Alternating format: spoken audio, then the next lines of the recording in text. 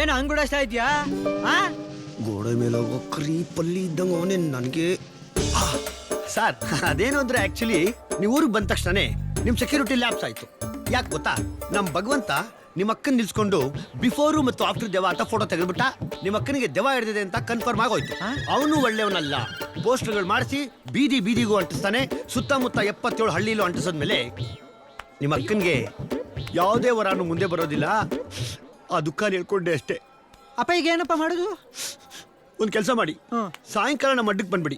ನಮ್ ಫ್ರೆಂಡ್ಸ್ ಜೊತೆ ಕೂತ್ಕೊಂಡು ಒಳ್ಳೆ ಡಿಸ್ಕಷನ್ ಮಾಡಿ ಬೈಟು ಕಾಫಿಲ್ ವ್ಯವಹಾರ ಮುಗಿಸ್ಬಿಟ್ಟು ಕಾಂಪ್ರಮೈಸ್ ಮಾಡಿಸ್ಬಿಡ್ತೀನಿ. ಥ್ಯಾಂಕ್ಸ್ ಕಣಪ್ಪ, ನಿನ್ನ ಆಶೀರ್ವಾದ ನನ್ನ ಮೇಲೆ ಇರ್ಲಿ. ಅಯ್ಯೋ ಬಿಡಪ್ಪ, ತಮ್ಮ ಆಶೀರ್ವಾದ ನಮ್ಮ ಮೇಲೆ ಇರ್ಲಿ. ತಮ್ಮ ಹೆಸರೇನು ಅಂದ್ರಲ್ಲ? ಸಿಂಹ. ತಲೆ ಕೆಡ್ಸ್ಕೊಂಡ್ರೆ ನರಸಿಂಹ.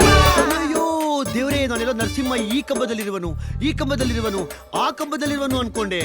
ಇಲ್ಲ, ಇಲ್ಲಿಯೇ ಇರುವನು. ಗೋವಿಂದ ಗೋವಿಂದ ನಾರಾಯಣ, ಹರಿ ಗೋವಿಂದ ಗೋವಿಂದ ನಾರಾಯಣ.